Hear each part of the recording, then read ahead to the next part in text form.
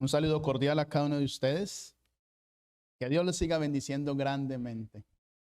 Hemos terminado una serie sobre la Trinidad. Aquellos que no la han visto la pueden ver ahí en el canal de YouTube. Y comenzamos ahora una nueva serie. Y esta nueva serie va a estar enfocada en la salud mental. Vamos a estar hablando algunos sábados sobre salud mental. Algo tan necesario en nuestros días. Es que la mente es algo tan maravilloso. Yo no sé si usted se ha puesto a pensar que su mente es algo increíble. La mente es todo lo que usted puede aprender, todo lo que usted puede pensar, todo lo que, o sea, es algo que uno no se imagina lo que puede guardar y lo que puede hacer la mente. Pero a la misma vez que es un órgano tan maravilloso, también es algo muy delicado. Se puede enfermar muy fácilmente. Así que en los próximos sábados vamos a estar hablando de la mente, lo maravillosa que es, pero también las enfermedades mentales. Vamos a estar hablando de situaciones que se ven hoy en día como la ideología de género. Vamos a estar hablando de las personalidades. ¿Por qué el pastor es diferente a su esposa? ¿Por qué somos tan distintos? Eso tiene que ver con la personalidad. ¿Y cómo nosotros podemos aprovechar nuestra personalidad para ser mejores cada día? 1% por lo menos cada día. Así que vamos a estar hablando de todo esto, de lo que tiene la mente, todo lo que hay que decir de la mente, y esperamos que sea de una gran bendición para todos. El día de hoy comenzaremos la introducción y vamos a ver un poquito la arquitectura de cómo Dios hizo el cuerpo con algo que se puede comparar en la Biblia. Cuando Dios tomó a Israel y lo sacó de Egipto, recordarán ustedes que lo llevó a través del desierto y Dios tomó la decisión de hacer un pacto con Israel. Y en medio de ese pacto, debido a las promesas con Abraham, Dios le pide algo especial al pueblo de Dios, algo que se compara con el cuerpo humano, y eso es lo que vamos a ver en este día. Dios le pide algo a Israel. Les voy a invitar a que me acompañen a Éxodo capítulo 25, versículo 8. En Éxodo capítulo 25, versículo 8, después de salir de Egipto y comenzar su travesía en el desierto, Dios le pide esto a Israel: me harán un santuario y habitaré en medio de ellos. Dios le pide a Israel que hagan un santuario para que Él, su presencia, pueda habitar en ese santuario. La pregunta es, ¿por qué Dios le pide a Israel que le haga un santuario? ¿Acaso Dios no podía habitar en medio de Israel sin un santuario? Y la respuesta es no, no podía habitar. ¿Por qué? Porque Dios necesita de un lugar santo para poder habitar. Dios no puede habitar en lugares profanos. Dios no habita en sitios de pecadores. Y alguien puede decir, pero Dios está aquí. Dios está aquí, mas no habita en este templo. Así que necesitaba un espacio. Observen lo que hace Dios.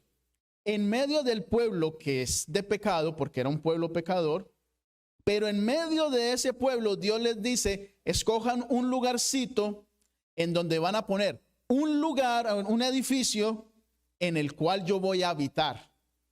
En medio del pecado tenía que haber un lugar santo. Un lugar santo.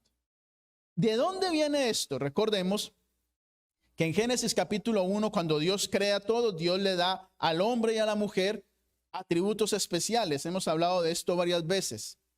Pero Dios le da dos atributos que son la imagen y la semejanza. Y hemos dicho que la imagen es la parte física, la semejanza es la parte intelectual, la parte pensante, en donde están los atributos de Dios. El Dios misericordioso, el Dios amoroso. el Dios que siente empatía por el ser humano. Y todos esos sentimientos, todas esas emociones, todo el libre albedrío, todo lo que es Dios en nuestra esfera humana, Él se lo dio a nuestros primeros padres. Así que Adán y Eva sentían, pensaban, tenían libre albedrío, sin pecado. Cuando entra el pecado, tanto la imagen como la semejanza se afectan. Y ahora ese hombre que tenía pensamientos puros, esa mujer que tenía pensamientos puros, ahora han sido afectados. Y podemos ver en la Biblia lo que sucede. No vamos a leer todo ni vamos a ir allá, porque esto es solo el comienzo. Pero recordarán, en Génesis capítulo 3, viene la entrada del pecado a este mundo. Y en el siguiente capítulo, que es el 4, Caín mata a Abel. Se corrompe la imagen y la semejanza de Dios en el hombre debido al pecado. Seguimos leyendo Génesis capítulo 5, 6 y podemos observar que debido a la maldad que había en este mundo, Dios permite que haya un diluvio para poder limpiar la maldad. Es como que puso la ropa en la lavadora y le puso Clorox y trató de limpiar este mundo.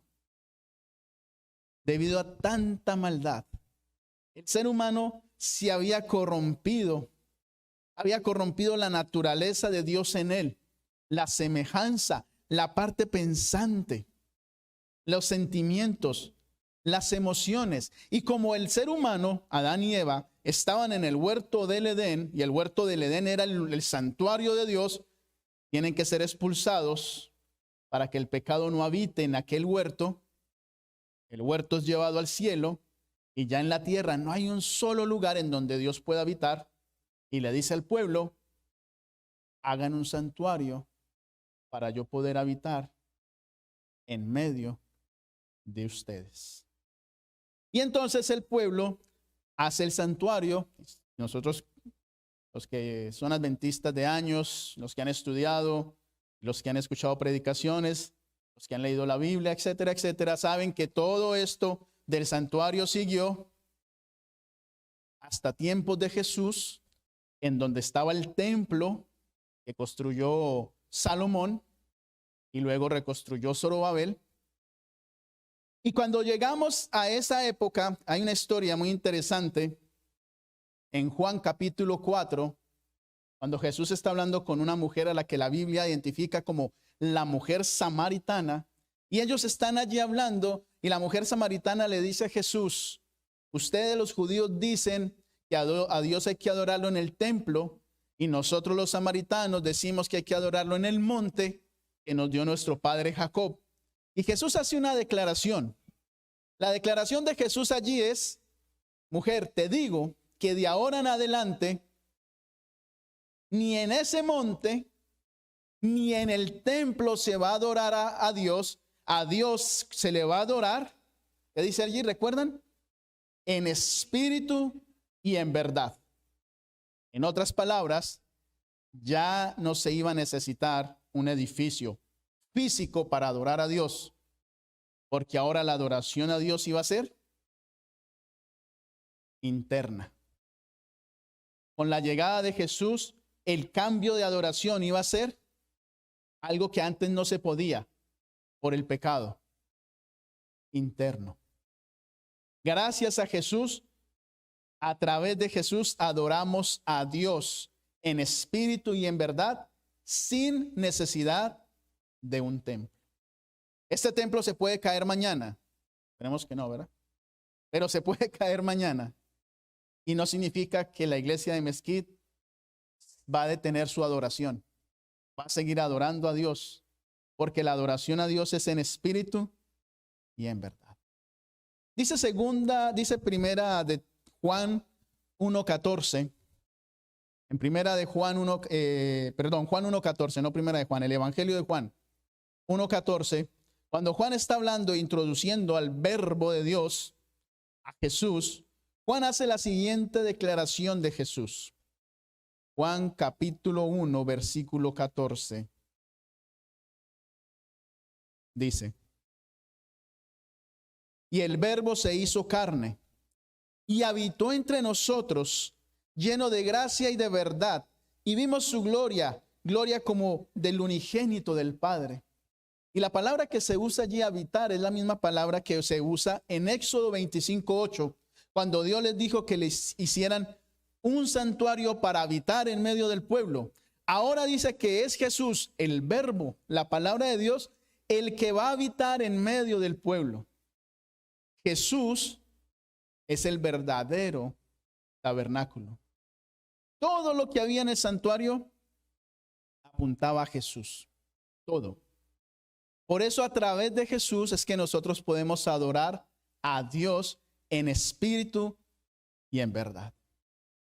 Y Dios nos dio a Jesús a nosotros para acercarnos al Padre. Pero aparte de Jesús, también nos dio otra cosa. En segunda de Timoteo,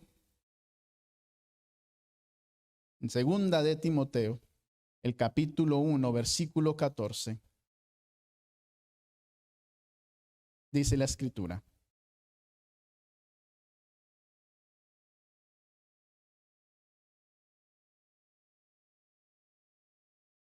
guarda el buen depósito por el Espíritu Santo que mora en vosotros. ¿Quién mora aparte de Jesús? ¿Quién más mora con nosotros? El Espíritu Santo. Pero a diferencia de Jesús, el Espíritu Santo está con nosotros. Porque Jesús, ¿dónde está? Jesús, ¿dónde está? ¿Alguien sabe dónde está Jesús? En el cielo, en el tabernáculo, no hecho con mano de hombres. ¿Y qué está haciendo Jesús en el cielo? ¿Alguien recuerda? Intercediendo por nosotros hasta que se llegue el tiempo de la segunda venida. Se va a cambiar su ropa, se pondrá las ropas reales y vendrá a buscarnos.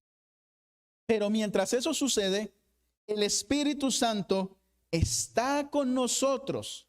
El Espíritu Santo mora entre los creyentes. En todo aquel que aceptó a Jesús, el Espíritu Santo está ahí. Dice Juan 14:17, Jesús lo confirma en Juan 14:17. El Espíritu de verdad, al cual el mundo no puede recibir, porque no lo ve ni le conoce, pero vosotros lo conocéis, porque vive con vosotros y estará en vosotros. Ahora, la pregunta que surge es: si el Espíritu Santo mora con los creyentes, ¿será que el Espíritu Santo está aquí o está en algún lugar especial? ¿Será que se mueve aquí como se mueve el oxígeno, como se mueve el aire?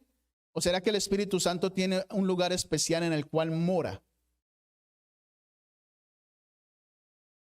Primera de Corintios, capítulo 6. Primera de Corintios, capítulo 6. Versículo 19 al 20. ¿O ignoráis que vuestro cuerpo es templo del Espíritu Santo, el cual está en vosotros, el cual habéis recibido de Dios, y que no sois vuestros? ¿Cuál es el templo del Espíritu Santo? El creyente. El creyente es el templo del Espíritu Santo. Lo interesante, mis amados, es que la palabra templo que se usa aquí en griego es la palabra naos. Y la palabra naos es la que se usa en la Biblia siempre para referirse a la tienda, al tabernáculo, especialmente al lugar santísimo. Cuando en Apocalipsis capítulo 11, versículo 19 dice: y en el cielo se fue abierto el templo de Dios y se vio el arca adentro del templo. La palabra que se usa por templo es la palabra naos. En el naos era donde estaba el arca del pacto. En las culturas asiáticas, el naos siempre fue la morada de los dioses. Lo mismo sucedía en la cultura judía. En el naos, el lugar santísimo, era donde estaba la presencia de Dios. ¿Recuerdan que en el día de la expiación bajaba lo que los judíos llamaron la Shekinah y se posaba donde estaba el arca del pacto? Y comenzaba todo el día de la expiación, en donde solo el sumo sacerdote podía llegar hasta donde estaba la presencia de Dios. Ese es el naos, pero ahora Pablo está diciendo que el naos, el templo del Espíritu Santo, son los creyentes. No es el templo, no es la sinagoga, es el creyente. Y surge entonces la pregunta: ¿será que el Espíritu Santo puede habitar en un templo lleno de pecado? ¿Que sea profano? ¿O el Espíritu Santo necesita un templo que sea santo, como lo era el tabernáculo?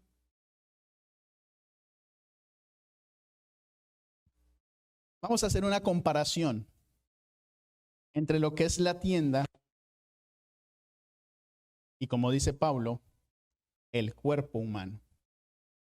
Es una comparación no fantasiosa, no me quiero ir a la fantasía, no quiero irme a lo que llaman la metafísica, hacer comparaciones extrañas, solo una comparación tratando de ser lo más bíblico posible. Si Pablo está comparando el naos, el templo, el tabernáculo, con el cuerpo del creyente, recordando que en el templo había 3 muebles, en el lugar santo había 3 muebles: la mesa de los panes, el candelabro y el altar del incienso. Y luego estaba el lugar santísimo, en el cual había un mueble, el arca del pacto. Y el arca del pacto era una caja con una tapa, una cubierta, lo que llamaban el propiciatorio. En inglés dice mercy seat, suena mejor en inglés. Y luego sobre eso había unos querubines, 2 querubines que con sus alas cubrían el propiciatorio y con sus otras alas cubrían sus rostros. Y en medio de ellos era donde bajaba la presencia de Dios. Dentro de ese arca había 3 elementos: las tablas con los 10 mandamientos, la vara de Aarón y una urna con maná. Recuerden eso que les estoy diciendo. Si comparamos, y como dice Pablo, que el templo del Espíritu Santo es el ser humano, el creyente, entonces, haciendo una comparación, ¿cuál sería en el cuerpo humano la mesa de los panes? ¿Alguien sabe qué sería la mesa de los panes? ¿Se les ocurre algo? La mente. La mesa de los panes tenía 2 hileras con panes, ¿correcto?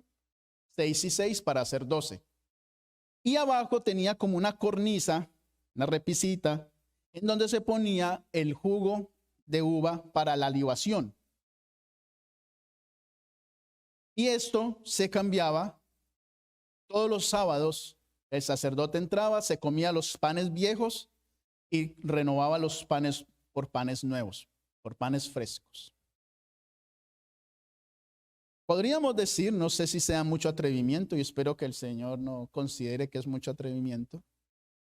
Podríamos comparar la mesa de los panes con el estómago del ser humano.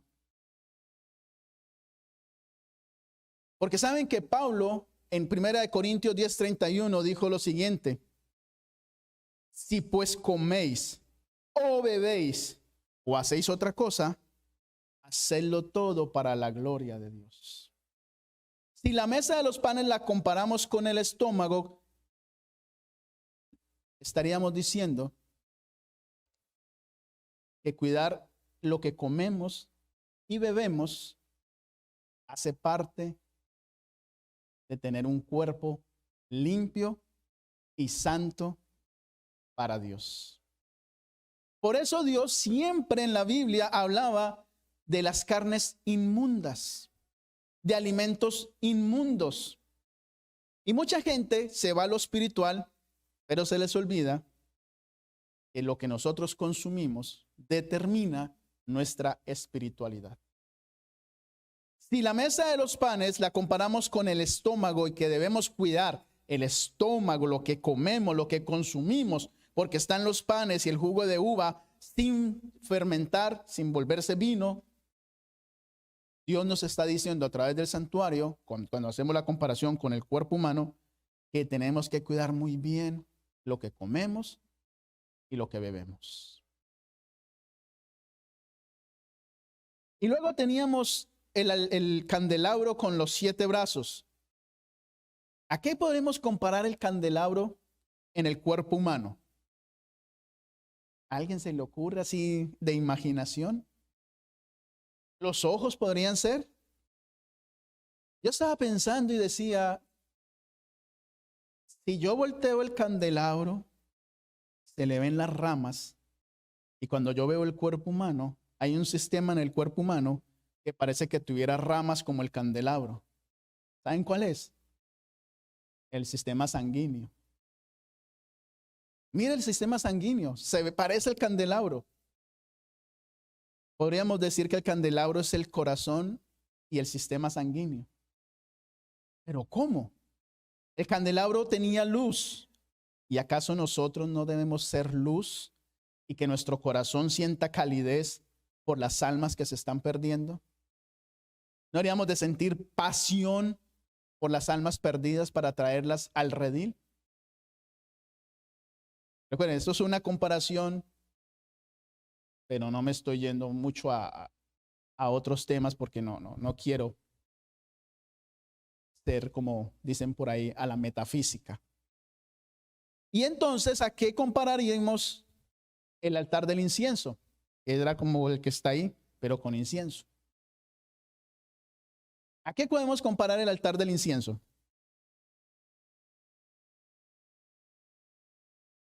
A los pulmones. ¿Por qué? ¿Cuál es la función de los pulmones? Purificar el aire, el oxígeno que respiramos. ¿Qué sale del altar del incienso? Una especie de humo, por así decirlo, pero es un humo puro. ¿Cómo cuidamos nuestros pulmones? Tratando de respirar aire puro y no tanto smoke, tanto humo, porque a la final eso hace daño. Es interesante que el aire está compuesto de 4 elementos básicos. Eso me pareció muy interesante cuando lo investigué. 4 elementos básicos, que es el nitrógeno, el dióxido de carbono, el oxígeno y el hidrógeno. 4. ¿Saben cuántos elementos formaban el incienso para el tabernáculo? 4 elementos. Los elementos eran estacte, uña aromática, gálbano y resina de olíbano o franquincienso. 4. Y lo pueden leer allí en Éxodo, donde habla del altar del incienso. Es muy interesante la comparación. ¿Qué nos está diciendo esto? Nos está diciendo que el lugar santo nos está hablando a nosotros, haciendo la comparación, que si queremos que el Espíritu Santo more en nosotros como templo, tenemos que cuidar nuestra salud. Lo que comemos y bebemos, lo que respiramos y cuidar el corazón. ¿Les parece correcta la comparación? Y si nos parece correcto, ¿qué nos falta entonces? El lugar santísimo y el arca del pacto. ¿Y cuál sería el lugar santísimo entonces? Los pies, las rodillas, el ombligo, las manos. ¿Cuál sería el lugar santísimo? La cabeza. ¿Y cuál sería el arca del pacto? El cerebro. ¿Saben que el cerebro está compuesto o está dividido en dos hemisferios, verdad? Y ese cerebro tiene una capa protectora que se llama telencéfalo o cerebrum. Y es interesante que el cerebro está dividido en dos, con una capa protectora, como el arca del pacto tenía una capa protectora y los dos querubines. Y dentro de esa arca estaba lo que les dije, los 10 mandamientos, la vara de Aarón y la urna con el maná. Y los ángeles, los querubines, protegían lo que estaba ahí adentro. El telencéfalo protege lo que está dentro del cerebro. Las neuronas, las cortezas y todo lo que está allí. Si entonces el cerebro lo comparamos con el arca, ¿qué son los 10 mandamientos entonces? ¿Qué vienen a ser los 10 mandamientos en el ser humano? ¿Alguien sabe? El carácter. Dice Levítico capítulo 19, versículo 2 lo siguiente. Levítico capítulo 19, versículo 2. Esto se lo dijo Dios a Israel y nos lo dice a nosotros. Habla Jehová a Moisés y le dijo ese versículo 1. Habla a toda la congregación de los hijos de Israel y diles, vosotros seréis santos. ¿Por qué? Porque yo soy Jehová vuestro Dios y yo soy santo. Es decir, el creyente tiene que ser santo porque el Dios en el que cree es santo. ¿Y cómo, en qué se refleja esa santidad? En el carácter. Y el carácter está reflejado en la Biblia en los 10 mandamientos. Es más, en Primera de Pedro, no vamos a ir a esa cita, Primera de Pedro 1, Pedro le dice a los cristianos que han sido escogidos como pueblo santo, porque Dios es santo. En Jeremías capítulo 31, y ese sí lo tengo que leer porque ese es supremamente importante. Jeremías capítulo 31, versículos 31 al 33. Cuando está hablando Dios con Jeremías sobre el nuevo pacto, Dios le dice lo siguiente: vienen días, dice Jehová, en los cuales haré un nuevo pacto con la casa de Israel y con la casa de Judá. No como el pacto que hice con sus padres el día en que tomé su mano para sacarlos de la tierra de Egipto, porque ellos invalidaron mi pacto, aunque yo fui un marido para ellos, dice Jehová. Pero este es el pacto que haré con la casa de Israel después de aquellos días, dice Jehová. Pondré mi ley en su mente y la escribiré en su corazón. Yo seré su Dios y ellos serán mi pueblo. ¿Dónde iba a estar la ley de Dios? ¿En tablas de piedra? En la mente y en el corazón. Es decir, el carácter de un pueblo santo. En Deuteronomio capítulo 6, versículos 6 al 9, Dios le dice a Israel y a los padres lo siguiente. Deuteronomio 6, 6 al 9.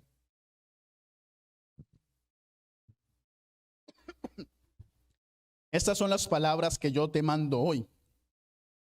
Perdón, esas palabras que yo te mando hoy se está refiriendo a lo que viene desde el capítulo 5, donde está hablando de los 10 mandamientos. Le dice: estarán sobre tu corazón. En el versículo 6 del capítulo 6.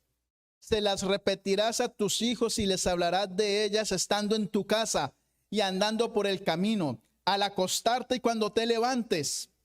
En otras palabras, harás culto familiar con tus hijos en la mañana y en la tarde.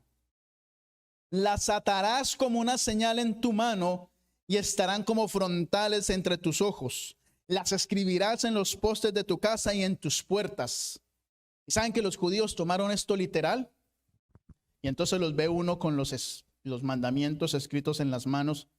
Se los ponen aquí en en Colombia le decimos los crespitos, el pelo chino que se le hacen las ondas aquí. Se las amarran ahí. Cuando Dios no estaba refiriéndose a eso, Dios se estaba refiriendo era al carácter, a la mente donde deben estar los mandamientos, no en tablas ni en escritos, sino adentro, en lo que se vive. Y luego en Apocalipsis 14:1, no les voy a decir que vayamos allí, pero en Apocalipsis 14:1 están los 144,000 de pie junto al Cordero, y los 144,000 tienen en su frente un nombre. Y dice que es el nombre del Padre. Cuando nosotros vemos que el sumo sacerdote en Éxodo, el sumo sacerdote tenía una plancha de oro que alumbraba cuando él salía de allí del tabernáculo, y con el sol esa plancha se iluminaba. ¿Recuerdan lo que decía esa plancha?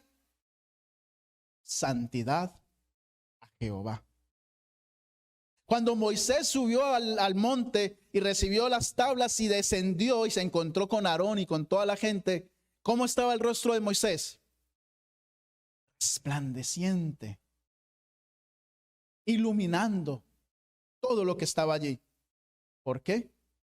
Porque Moisés en ese momento estaba mostrando el carácter de Dios. Si queremos que el Espíritu Santo more en nosotros, tenemos que ser santos. Santos. Si no, no va a morar. Y para ser santos hay que buscar el carácter de Dios. Luego, había una urna con maná. ¿Qué simboliza el maná? Cuando Jesús fue tentado y el enemigo le dijo que transformara las piedras en pan, Jesús le dijo: no solo de pan vivirá el hombre, sino de toda palabra que sale de la boca de Dios. ¿Qué estaba diciendo Jesús allí? Que el ser humano, el creyente, solo puede vivir si tiene una relación estrecha con Dios. Si solo consume la palabra de Dios, y no solo es leer la Biblia, es tener una relación con Dios. Jesús dijo en el capítulo 14 de Juan, del capítulo 6 de Juan, en Juan capítulo 6, versículo 35, cuando él está hablando allí, les dice lo siguiente: yo soy el pan de vida. El que a mí viene nunca tendrá hambre, y el que en mí cree no tendrá sed jamás. Hablando de relaciones, de relación íntima con Dios. Él no está hablando de que no vamos a tener hambre, porque nosotros creemos en Jesús y ahora a muchos les va a comenzar a sonar el estómago de hambre. No se refiere a eso. Está refiriendo a una relación. Cuando nosotros entramos en una relación con Jesús, una relación estrecha, íntima, estamos comiendo el pan de vida, porque estamos teniendo una relación con Él. Y luego estaba la vara de Aarón, que simboliza que el creyente ha sido escogido como un sacerdote para Jehová. En el libro de Números, cuando Coré, Datán y esta gente se rebelaron contra Moisés y contra Aarón y les querían dar un golpe de estado, Dios ordenó que de cada príncipe, de cada tribu se sacara una vara y se pusiera también allí la de Aarón, 12 varas, y la que floreciera el otro día, ese iba a ser el líder que Dios había escogido. Y floreció la vara de Moisés, para demostrar que Moisés y Aarón eran los escogidos por Dios. Y usted y yo, dice Juan en el Apocalipsis, hemos sido escogidos como sacerdotes para Dios. En otras palabras, si somos sacerdotes, todos los creyentes, ese sacerdocio tiene que estar a la altura de Dios. Buscar la santidad, sin la cual nadie verá al Señor. Pero ¿cómo entonces buscamos la santidad? Eso es lo que vamos a ver durante todos los próximos sábados que este servidor esté aquí para hablar de este tema tan importante. Sin embargo, mis amados, como les decía, la mente es tan delicada que a pesar de que Dios diseñó nuestro cuerpo similar al santuario, nuestra mente siempre sufre ataques y nuestra mente tiende a enfermarse. Y a pesar de que nuestra mente es el arca del pacto, aún así, por el pecado, se debilita, se enferma. La mente, el cerebro, fue dividido en dos partes por Dios. Muy interesante como lo hizo Dios. A un lado, las partes artísticas, emocionales. Al otro lado, el otro hemisferio, lo más mecánico que tenemos nosotros. El movernos, el caminar, el mandar las señales para que el cuerpo funcione. Pero del otro lado, según los expertos, está todo lo que tiene que ver con las emociones, con las partes artísticas. Pero hay un pequeño problema, pequeñito, que el enemigo sabe muy bien ese problema y lo aprovecha. Y es que la parte espiritual está al lado de la parte donde están las emociones. Y cuando las emociones se afectan, la parte espiritual también se afecta. Eso sucede en el cerebro humano. De acuerdo a los expertos, cuando ese hemisferio, que es la mayoría coinciden, es el hemisferio derecho, es atacado, todo se afecta en el ser humano. Es por eso, amados, que cuando llega la depresión a la vida de alguien, la persona no quiere orar, la persona no quiere leer la Biblia, la persona no quiere ir a la iglesia. ¿Significa esto que esa persona se ha alejado de Dios? No. Simplemente se ha enfermado el hemisferio derecho. Y como todo está conectado, a las emociones afectarse, también se afecta su espiritualidad. Y el enemigo lo sabe y ataca esa parte. Es por eso, ustedes fíjense si ustedes no son los que están en la depresión, ¿verdad? Fíjense en las personas que están en depresión y se van a dar cuenta que muchos de ellos no quieren saber nada de la iglesia. Pero no es porque ellos quieran, no es porque lo hacen a voluntad, es porque se está afectando esa parte. Y así como el corazón se enferma, como los músculos se enferman, como a usted le da dolor de estómago y tiene que tomar Pepto-Bismol, el cerebro también se enferma, la mente se enferma y la mente necesita curarse. Y así como hay cardiólogos, también hay psicólogos para sanar la mente. Cuando la persona sufre de depresión, ya no es esa persona. ¿Cuántos cristianos nosotros no hemos visto que de repente eran súper fieles en la iglesia y dejan de venir y no quieren saber nada de la iglesia porque están en depresión? Simplemente es porque pierden el dominio sobre sí mismos. ¿Qué se necesita?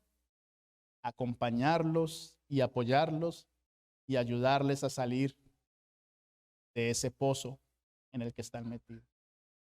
Lo triste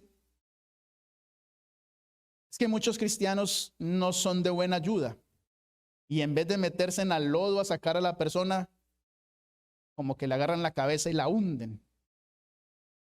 A propósito o sin propósito, voluntaria o involuntariamente, lo hacen. ¿Cómo lo hacen? Con malos comentarios, con preguntas que no vienen al caso, con críticas.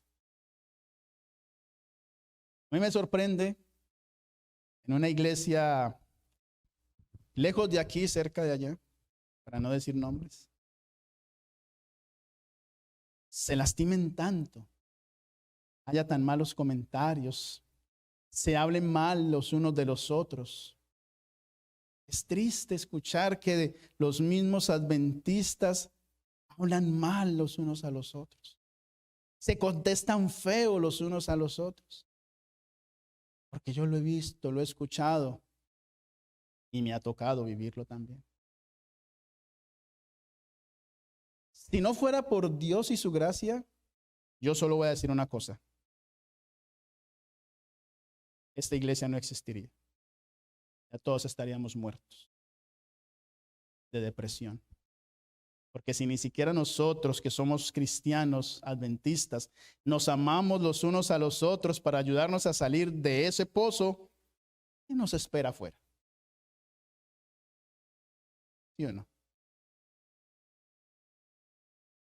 Así que, amados, de ahora en adelante, haga el esfuerzo. Aunque no le caiga bien la persona por X o Y razón, pero el amor no es el amor es voluntario. El amor no es un sentimiento, es un principio. Y usted decide amar como Jesús lo hizo. Le caiga bien o no. ¿Por qué le cae mal? Yo no sé. Pero ame a esa persona. ¿Quién quita que sea un malentendido? Cuando Jesús dijo que seamos como niños, ¿ustedes han visto a los niños se pelean y a los 5 minutos vuelven a estar contentos jugando? Pero los adultos, es que me miró feo, ay, que se pudra en el infierno. Nosotros adventistas no creemos en el infierno, pero es una expresión. Amados, hay que amarnos los unos a los otros. Hay otro aspecto, ya para ir terminando, creo, espero, que está afectando mucho la parte emocional y por ende la parte espiritual. Y ese elemento lo tienen todos ustedes en sus manos. Podría ser casi la marca de la bestia, aunque no sabemos que no es, pero es casi la marca de la bestia porque usted la tiene en su mano. Y le llaman celular. El celular, de acuerdo a los expertos, emite unas luces azules que cuando usted está en el teléfono mucho tiempo, esas luces azules alteran algo que se llama melatonina. Es la hormona que controla el reloj biológico. Cuando todo está oscuro, la melatonina es lo que le lleva a usted a decir, tengo sueño, voy a dormir. Por el teléfono, eso se altera. Y entonces llega la noche y usted no puede dormir. En el día no puede dormir. Comienza a trasnocharse y el cerebro comienza a sufrir. Por eso cuando usted viene a la iglesia se duerme cuando el pastor está predicando, porque su melatonina se ha alterado. El problema es que cuando el cerebro no descansa, el cerebro sufre una enfermedad que es muy conocida por todos y se llama estrés. El cerebro comienza a estresarse porque no descansa, porque no duerme. Y usted comienza a echarle la culpa a todo, pero no se da cuenta que la culpa es que está pasando tiempo en el teléfono, en la tablet, en el iPad, en la televisión, y las luces azules están alterando su hormona llamada melatonina. Entonces van del doctor, es que no puedo dormir, recéteme algo, y va y se toma cosas pesadas para dormir, y el cuerpo duerme, pero el cerebro ya tiene el daño. Y cuando el cerebro se altera y sufre estrés, viene la depresión, vienen los ataques de ansiedad y otro tipo de enfermedades mentales. ¿Quieren un consejo? Ayunen teléfono una vez a la semana, unas horas. Sobre todo jóvenes, ayunen teléfono. La sociedad está creando jóvenes zombies. Están creando zombies. Tengamos cuidado, muchachos, con los zombies. No queremos zombies adventistas. Así que, amados, el Espíritu Santo solo puede morar en un templo que es santo. Y para que el Espíritu Santo more en un templo santo, necesita que su mente sea santa.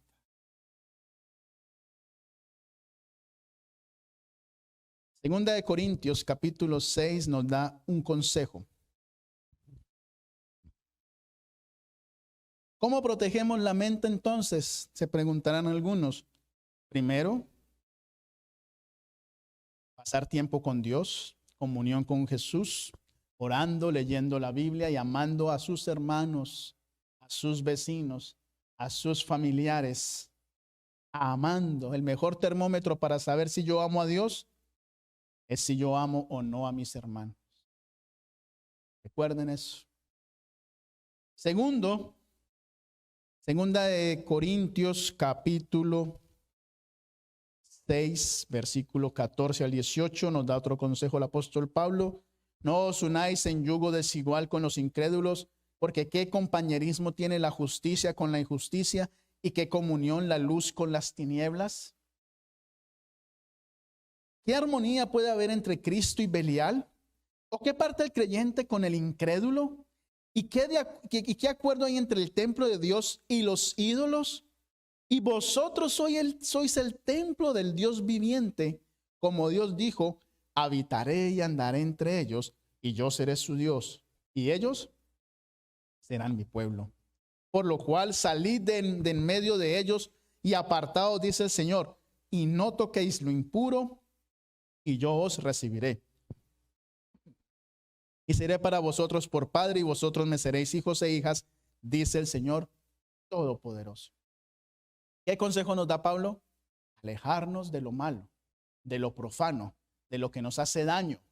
Aléjese de la narconovela, ya no vea más eso. Ya no vea más las noticias, eso hace mucho daño. Uno prende la televisión y solo sale sangre de las noticias, del televisor. Y con la tecnología de hoy en día, pareciera ya que de verdad está saliendo literalmente sangre de ahí. Cuidado con lo que usted ve, con lo que consume en internet. Más adelante hablaremos de otras cosas que pueden suceder. Primera de Juan, capítulo 2. Primera de Juan.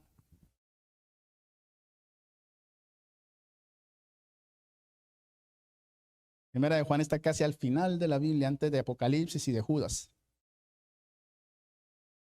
Primera de Juan, capítulo 2, 15 al 17. No améis al mundo ni las cosas que están en el mundo. Si alguno ama al mundo, el amor del Padre no está en él. Porque nada de lo que hay en el mundo, los deseos de la carne, los deseos de los ojos y la vanagloria de la vida provienen del Padre, sino del mundo. Y el mundo pasa y sus deseos, pero el que hace la voluntad de Dios permanece para siempre. Uno más. Efesios capítulo 5. Efesios capítulo 5. Versículos 1 al 5. Dice el apóstol Pablo lo siguiente. Sed pues imitadores de Dios como hijos amados, y andad en amor como también Cristo nos amó y se entregó a sí mismo por nosotros, ofrenda y sacrificio a Dios en olor fragante. Pero, escuche bien lo que dice, fornicación y toda impureza o avaricia, ni aun se nombre entre vosotros como conviene a los santos. Tampoco digáis palabras deshonestas, ni necedades, ni groserías que no convienen, sino antes bien acción de gracias. ¿Sabéis esto?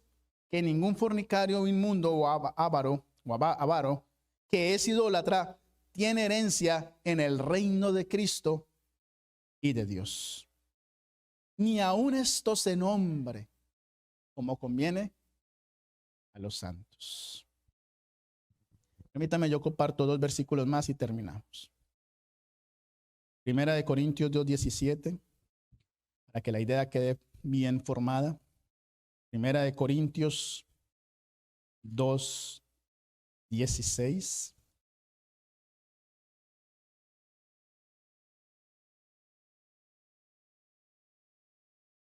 Primera de Corintios 2:16 dice: ¿quién conoció la mente del Señor? ¿Quién lo instruirá? Pues bien, nosotros tenemos la mente de Cristo. Ya no tenemos la mente de Jan, no tenemos la mente de Felipe ni de Gerardo. Tenemos la mente de Cristo. ¿Y qué es tener la mente de Cristo? Es compartir el plan de Jesús. Tener la mente de Cristo es tener el mismo propósito, ser obedientes a Dios, tener el carácter y el amor de Dios. Eso es tener la mente de Cristo. Y en Filipenses capítulo 2, está ahí adelantito en Filipenses, después de los Corintios, Gálatas, Efesios y los Filipenses. Capítulo 2, versículo 1 al 8 y después 12 al 18 dice: por tanto, si hay algún consuelo en Cristo, si algún estímulo de amor, si alguna comunión del Espíritu, si algún afecto entrañable, si alguna misericordia, completad mi gozo sintiendo lo mismo, teniendo el mismo amor, unánimes sintiendo una misma cosa. Nada hagáis por rivalidad o por vanidad, antes bien con humildad, estimando cada uno a los demás como superiores a él mismo. Amados, los que van a ser líderes el próximo año, grábense este pasaje. No hagamos nada por rivalidad, ni por ser mejores, ni por vanidad, sino con humildad, sirviendo siempre a los demás como si los demás fueran superiores. No busquéis vuestro propio provecho, sino el de los demás. Haya pues en vosotros este sentir que hubo en Cristo Jesús. Él, siendo en forma de Dios, no estimó el ser igual a Dios como cosa que aferrarse, sino que se despojó a sí mismo, tomó la forma de siervo y se hizo semejante a los hombres.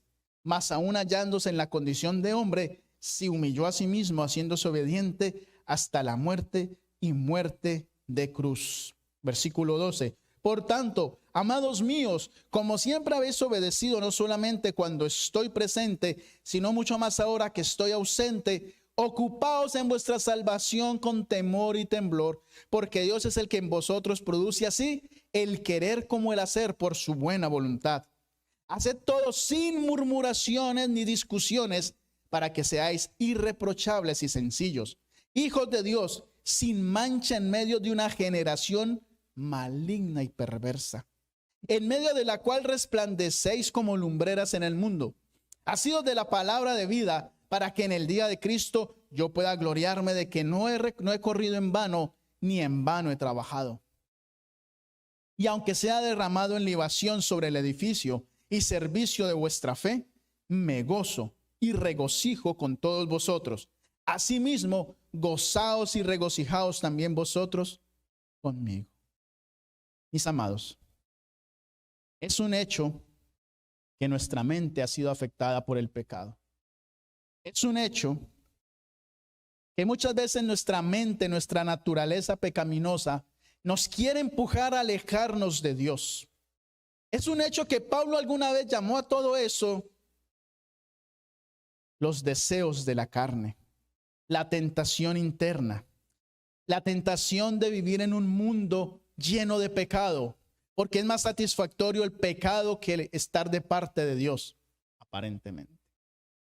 Pero Moisés, el que le alumbró el rostro, dice Hebreos que él tomó la decisión, Hebreos 11, de sufrir con el pueblo antes de gozar de los deleites temporales del pecado.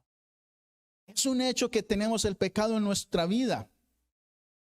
Pero también es un hecho que Dios quiere que usted y yo tengamos nuestra mente limpia, sana y santa para que el Espíritu Santo pueda morar en nosotros. Satanás quiere atacar nuestra mente, pero Dios quiere protegerla. Y le tengo una buena noticia. Dios es más poderoso. El otro es un enemigo vencido. No permitamos que Él nos venza a nosotros para apoderarse de nuestra mente. Vénzalo a través del estudio de la palabra, la comunión con Dios y amando a sus hermanos de iglesia, a sus vecinos, a sus familiares, porque el amor de Dios se refleja amando al prójimo. Que Dios les bendiga.